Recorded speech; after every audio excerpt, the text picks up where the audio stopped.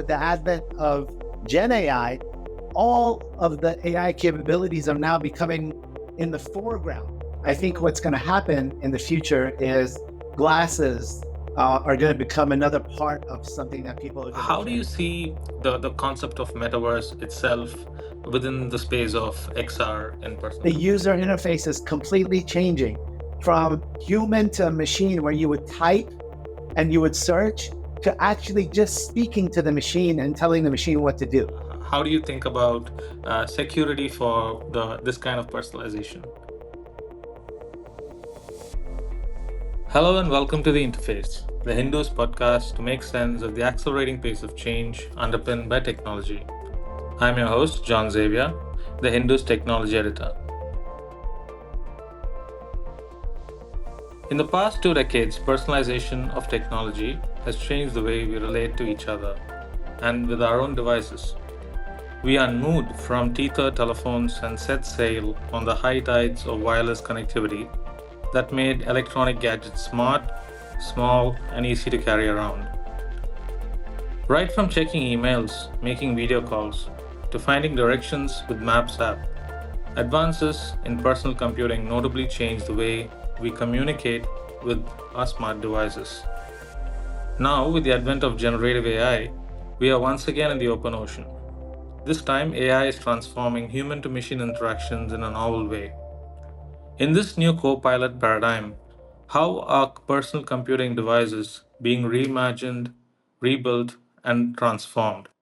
That's the question I will be exploring with Alex Katouzian, Group General Manager for Compute, Mobile, XR, and Wearables at Qualcomm Technologies. Alex, welcome to the interface. Thank you very much. Looking forward to talking to you, and thank you for inviting me. Glad to have you here, Alex. So that's like a lot of things to kind of head up at Qualcomm. Basically, your vertical sort of has a stake in almost all personal computing gadgets and devices that I can think of. So, how do you see this portfolio? Does it represent a sort of a coming convergence in personal computing? Could you give us an insight on how do you see this landscape changing? Yeah, sure. So I think, look, the number of personal smart devices that people are starting to carry with them is increasing. Meaning, the phone kind of revolutionized the landscape, where the dependence on the phone is so large now that everyone carries it, and the penetration rate in many countries is very high. Actually, some people have two phones or three phones, and the penetration is over 100%. But around the smartphone, you have the smartwatch and you have the earbuds. For sure, you see the trio becoming more and more important. And then I think what's going to happen in the future is glasses are going to become another part of something that people are going to carry. So some form of extended reality to supplement the phone, because it actually can see what you see and hear what you hear. That would be a really good input as to how the user experience will change. And as you said in your introduction, the advent of AI is also changing the landscape. And AI has been around in the phone for many years. We actually introduced what we call the AI engine on the smartphone way back in 2016. But all the AI functions were actually running in the background, meaning you had many assistants on the phone from many years ago. It would actually help you with finding things, and you could tell the phone what to do. You could get answers back locally or through the cloud. But for example, taking a picture, most digital cameras are out of circulation now because the cameras on the phone are so good.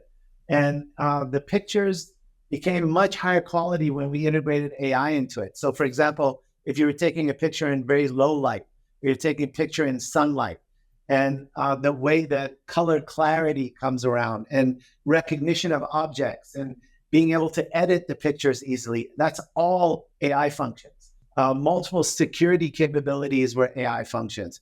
Detecting malware was AI functions. Detecting false networks was AI functions. So many AI functions running in the background. But now with the advent of Gen AI, all of the AI capabilities are now becoming in the foreground, where people are paying attention to what type of AI functions can help them get through the day. And so search and summarization of emails and summarization of your meetings and making sure, like, for example, an assistant can help you with travel and generating pictures and editing pictures. All those things are now in the foreground with AI. And these other smart devices that kind of revolve around the smartphone are also embedded with AI. So it's becoming a very, very interesting future that we're going to have with all of these capabilities around the humans. And again, you carry these devices in the home, you go in the car, use a smart car, you go to the office, use all your smart devices in the office. So we think we're in a very good position to support all of those capabilities for consumers. Yeah, the interesting part from the whole series of integrations that's happening, that's making technology and devices become making it more integral part of our day-to-day lives. How do you see that in the context of probably the changing culture and personalization, which is a significant move from how we used to kind of, a single home used to have one telephone maybe 2 or 3 decades ago, but now each person in the house has at least one or two phones. So, how do you see this culture of personalization? Does it kind of is it a kind of a progenitor to how technology is developing, or how do you look at the culture of personalization from the gadgets angle? Yeah, I think it's actually moving in a very positive direction. Of course, people being social with each other and things like that and not being buried into their devices is something that you personally take up and you obviously people would have etiquette enough to govern that. But the personalization is becoming a central point of concentration because when you have all these embedded AI capabilities in the smart devices that you carry, it starts to learn about you more and more. It starts to detect what you do on a daily basis and how it can help you save time. And so if you can imagine this scenario for a second where you're wearing a smart watch and you have a pair of smart glasses and you have your phone. Because in the smart glasses, there's Bluetooth headset integrated as well. So think about that scenario for a second. The smart watch can tell everything about your body. Have you slept enough? Are you tired? What your heart rate is, what your blood pressure looks like, what your metrics have been for a while. On the glasses can see what you see and they can hear what you hear. And then the phone has the computing power to process all this data and has the connectivity to go to the cloud. Now, think about all three devices that you're carrying have AI embedded into them. So on the watch, I think we could probably fit a billion parameter model. On the glasses, where the processing capability is limited, but the camera and hearing capability is a lot, we're probably going to embed another billion parameter model. But on the phones, even today, we can carry a 10 billion parameter model, AI model. And these models can become extremely, extremely accurate for the functions that you're intending for them. So, for example, a 10 billion parameter model embedded into a phone where it's optimized and it's shrunk to a point where it's personal for you and it's learning about you and it's producing functions to save you time on a daily basis can become very, very useful. So now you have data from your body, you have data from what you see and what you hear, and you have a processing machine in the phone that can process all this data locally without even going to the cloud. It can locally process that data, and it actually starts to become super personal for you. And then the reliance on these three types of inputs become even larger. And so I think personalization is going towards something super positive. And the more you use these models, the more it learns about you, the more useful they can become. Right. So I think that kind of takes us into the Gen AI ecosystem once again with the Copilot. So now we have so much of personalization coming in, and we are also going to have a kind of co-pilot system here. So how does this conversion look like from your perspective? Sure. So let me start with the PC and how Microsoft has approached Copilot capability. Uh, so the trick here, John, is that they actually have embedded AI capabilities throughout their OS. So the operating system now is fully embedded with AI functions that the OS vendor deems very important for the user. From the OS into the middleware, the execution of those AI functions have also been embedded, and then directly down to the hardware accelerator for the underlying silicon, which would be, for example, Snapdragon. So throughout the stack, from the apps, through the OS, through the system layers, all the way down to hardware acceleration, you have embedded AI capabilities. And so these Copilot functions that are pervasively running in the background of your device are starting to understand fully what you're doing throughout the day. For example, there's a function that the Copilot Plus PCs have put out called Total Recall. It actually starts to recall everything that you've done locally on your device. And let me emphasize, this is only local, so it's not open to anyone to see from a security perspective. It's only on your machine, and it's not exposed to anyone else. But let's say, for example, I was talking to you. A normal conversation would be, do you remember our conversation last week when we talked about a certain car model that we were both interested in? I forgot what that exact model is. Can you tell me what it is? That's a conversation I would have with you. But on a PC, I would have to go remember where I put the file or the picture, or remember the YouTube video I was looking at, and then try to figure out what I saw at that time.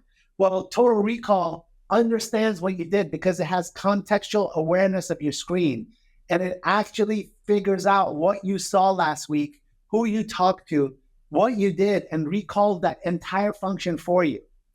So things like this that are using AI capability and these models are running in the background are going to become a norm on devices like a PC, where you would actually have a normal conversation with a PC. So that's how the user interface is completely changing from human to a machine, where you would type and you would search, to actually just speaking to the machine and telling the machine what to do.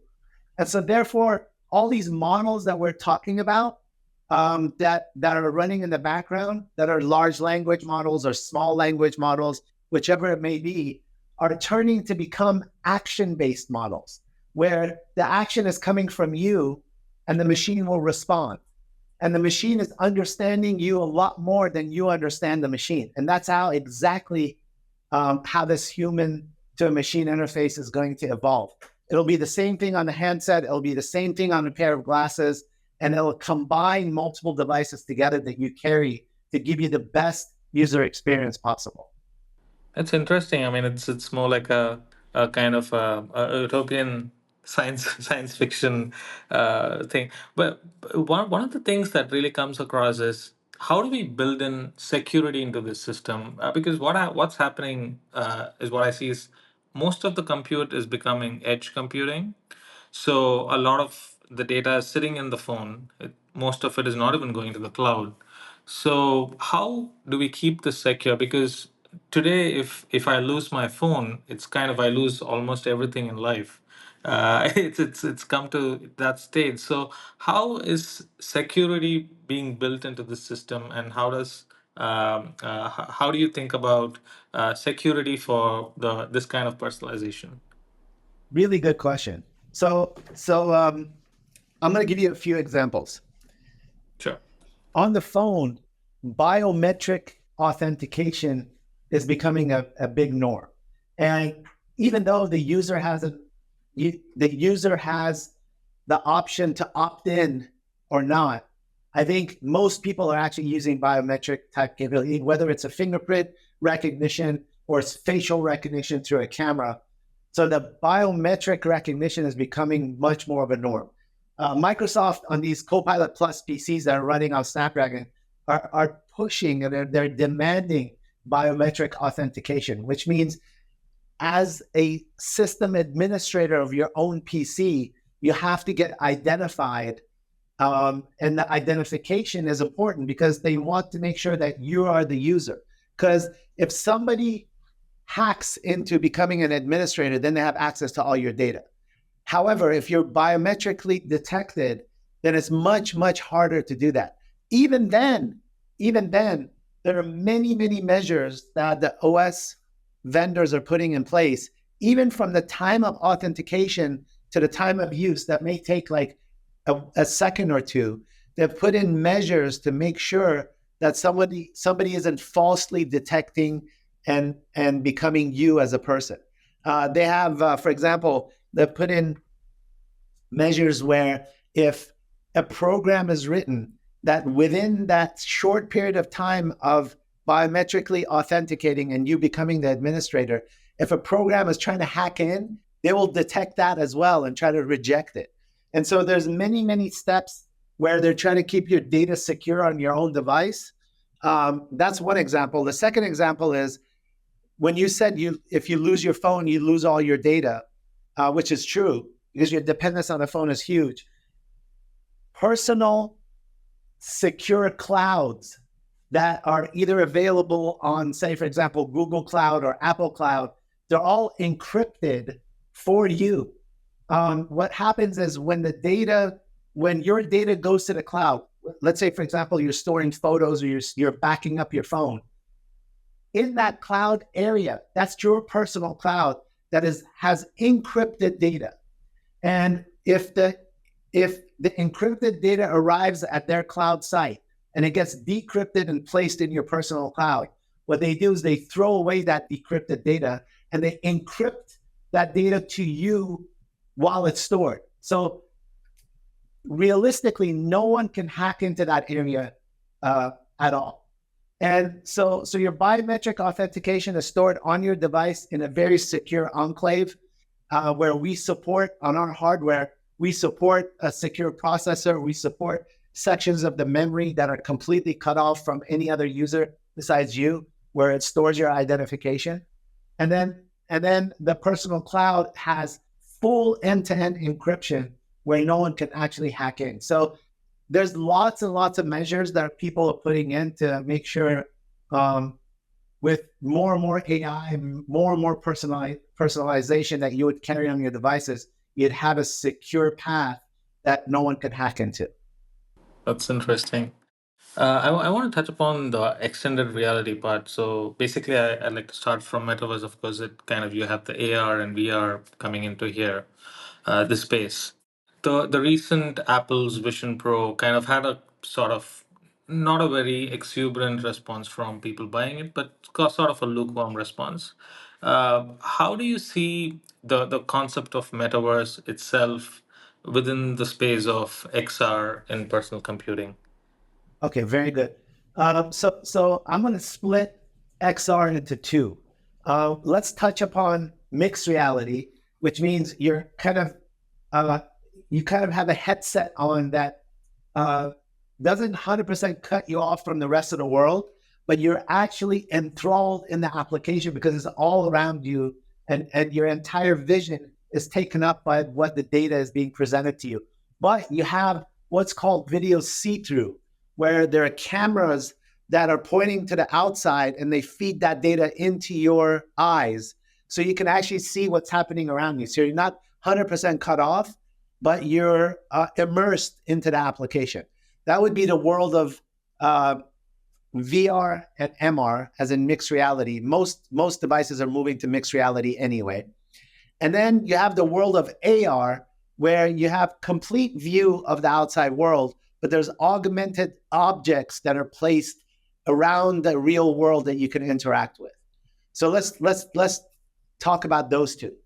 In the MR case, when you mentioned the Apple Vision Pro, that's an MR-based device. You're within an application, but you have video see-through capability so you can see what's happening on the outside. Now, that type of headset is actually very, very good for the following applications for consumer. social media. So you can get placed and be embedded into a social media environment with the rest of your friends, where you actually, it really feels like you leave the real world and you're actually in a virtual world and you're interacting with a bunch of people. If you haven't tried it, I would highly recommend that you do that. Second application that is becoming very, very large, and the investments from the investment community into these applications is extremely large as well. I'll give you a data point in a second. It's gaming, where when a game is transformed into an MR-based headset, you have such interaction with the game that you actually feel that you're inside the game. And there's many different user interfaces, like vibrations and different colors that they can use in front of your eyes that makes you feel like you're actually embedded into the game itself. And again, if you haven't tried it, I would highly recommend. There's the Meta Quest glasses that are available that have multiple games on their websites that you can download and check out. The third thing, and surprisingly, is health and fitness. People use these MR glasses as the weight of the MR glasses start to reduce and the thickness of these glasses start to reduce. They become a very, very good exercise and health and fitness tool, where you're actually interacting with the game and you're moving at such a rapid pace that your heart rate starts to go up and your fitness becomes better. And there's many, many applications and programs that are targeted for that. And then last but not least, when you have an MR pair of headsets on, interacting with 3D objects and 3D programming becomes very, very useful in a work environment. So say, for example, you're in an enterprise and you're working with AutoCAD or another 3D application that you're designing something in, and you want to see objects in 3D format. Well, today, the only choice that you have is looking at a 2D screen. But with an MR pair of headsets and the support from Microsoft, where they're providing what they call volumetric APIs, all of the software packages that are 3D based around the globe, if they comply with these volumetric APIs, you can actually visualize the object right on your desktop with a pair of headsets interacting to a PC. And you can lift the object up, you can make a Teams call, people can see the exact 3D object that you're working on. They could input into that object, they can give you design feedback, you can recompile it and put it back. And it becomes a completely different user experience versus just looking at a 2D screen and looking at, AutoCAD in a 3D environment on a 2D screen. This is actually the exact object that you're working on, where you can move it with your hands, you can open it up, you can have other people input into it, and then you can share with your coworkers. So these are the types of applications where, an MR pair of headsets are becoming more and more popular. Now, if I move to AR, the AR pair of glasses now open up a whole different set of use cases with the smart devices that you carry. If you're familiar with the Meta Ray-Ban glasses, you would notice that when you put on those pair of glasses, initially all you could do is take a picture and upload it to your social media, which was cool to begin with because it acted as a Bluetooth headset. It would answer your phone, and you could take a picture and share with other people, okay? Now, with Meta AI embedded into those glasses, you can ask questions about what you see, and you'll get answers back through the Meta Cloud. Now, if you think about it, how's that working? It's actually connected to the phone.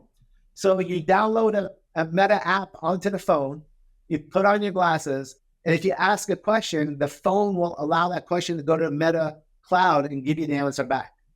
Now, think about the interaction that you can have locally with your phone, because it has the processing capability.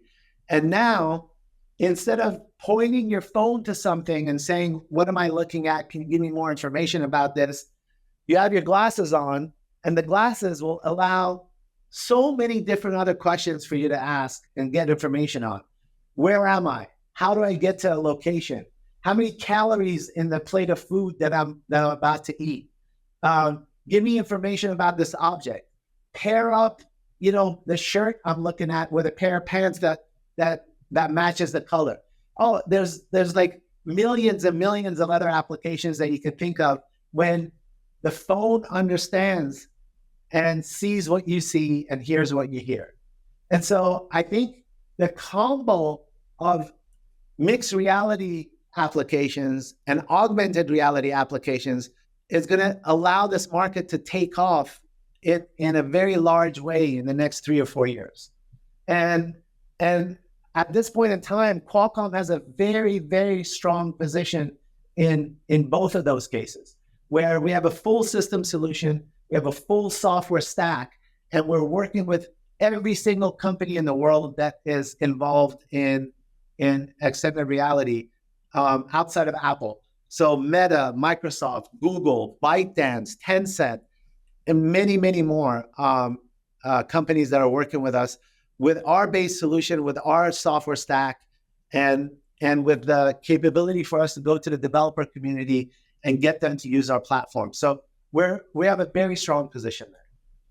Yeah, quite an interesting insight into how the XR space is growing. So, I'd like to take you to the point where how do you see possible device of the future? Let's say, would the headsets that we see from MetaQuest or Apple Vision Pro, would it take us to like a kind of the next generation of smartphones that we see? Will it become like the single most important gadget that we'll be carrying around? What's your view on the future of extended reality and also the future of compute in personal computing?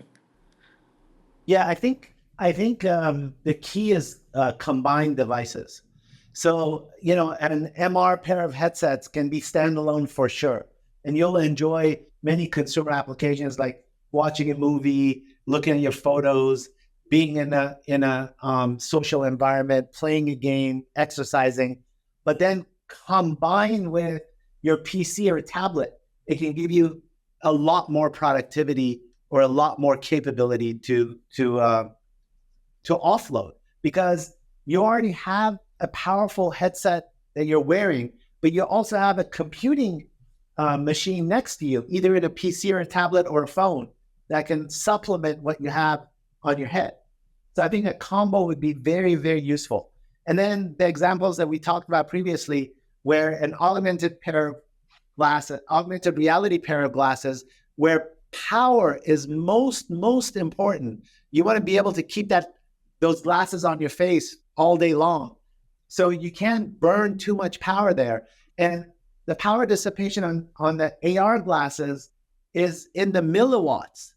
We're talking headsets in single digit watts, and we're talking milliwatts for the pair of glasses that you're wearing. Then offloading that computing to your phone becomes extremely important.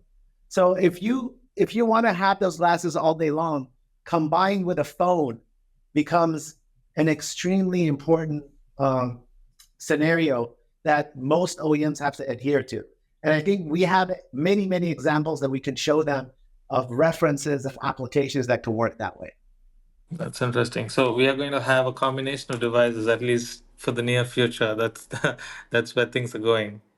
Yeah. So imagine for the near future, for at least the next 5 to 6 years, 7 years, you're gonna have your phone with you. No doubt. The phone gets more and more powerful and more capable of doing things for you. And it's gonna be in your pocket. And you're wearing a pair of glasses, as a normal thing that you would just wear around.